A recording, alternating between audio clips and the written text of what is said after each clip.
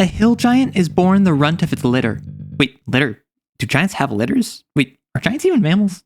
Anyway, a hill giant named Thonk is born smaller than the rest of its pack.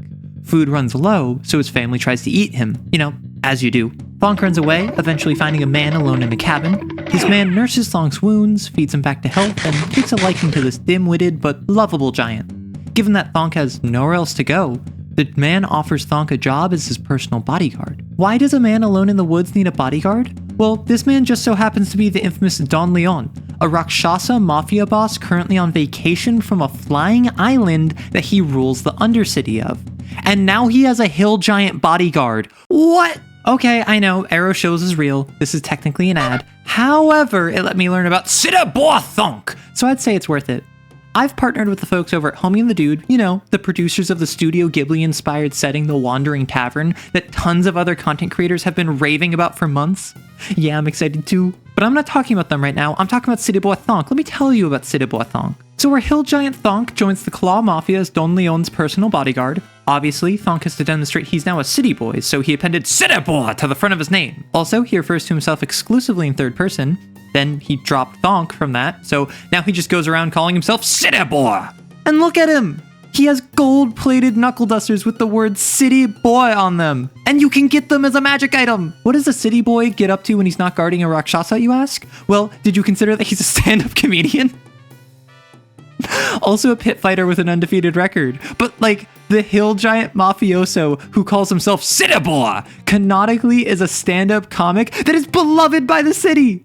Quote, "He's a fan favorite to watch perform stand-up comedy, as his childish jokes make people feel like they are back in their youth. He gets bullied by Don Leon's lead capo and childhood best friend, but despite being dumb as a sack of bricks, Don Leon genuinely enjoys his company and respects him as a trusted friend. He gets scared of people who are bigger than him, mechanically." Like, you don't understand. I was looking through the table of contents for Sky Zephyrs. I saw there was a section for a Mafia crew. I clicked it because this is one of those PDFs with built-in hyperlinks, and I appreciate that. And then I get flashbanged by a fusion of character writing blended with interesting mechanics. Because, don't get it twisted, Siddabaw Thonk will put you in the ground if the Don says so.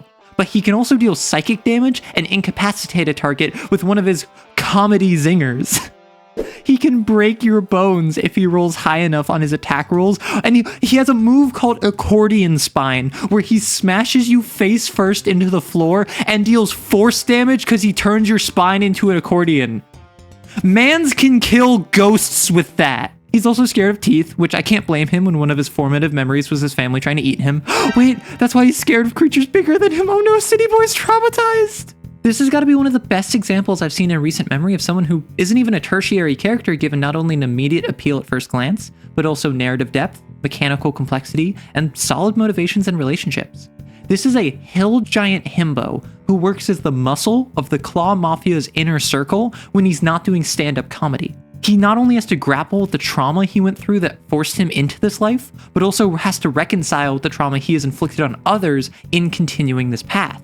Quote, "At times, though, he carries a heavy heart. The atrocities he has committed on the Don's behalf haunt Thonk in his moments of quiet. And yet, his loyalty is so strong that he mechanically gets bonuses when following the Don's commands or acting to secure the Don's safety, because the Don is his friend, genuinely and from the moment they met. Do you know what the wildest part of this is? Siddabaw Thonk is mentioned once outside of the Mafia crew section, and even that is just listing his name as the muscle of the Claw Mafia's inner circle. This is not an important NPC who has pages and pages of backstory or who can be felt meddling in the affairs of all corners of the Wandering Tavern.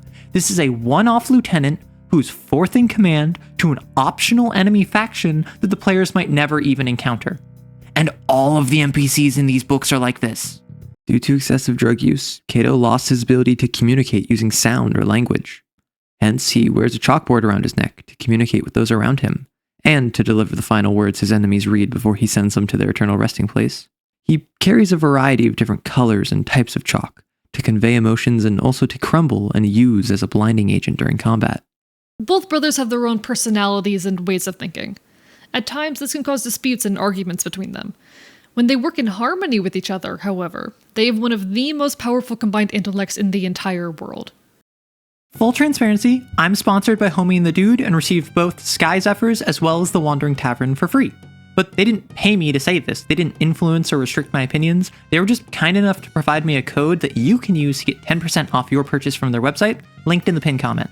And doing so helps me out, so it's really a win-win-win. If you're interested in adding swashbuckling and skyships to your D&D 5e game, or even just looking for NPCs and organizations of the same quality as Thonk, head over to this link to pick up Sky Zephyrs.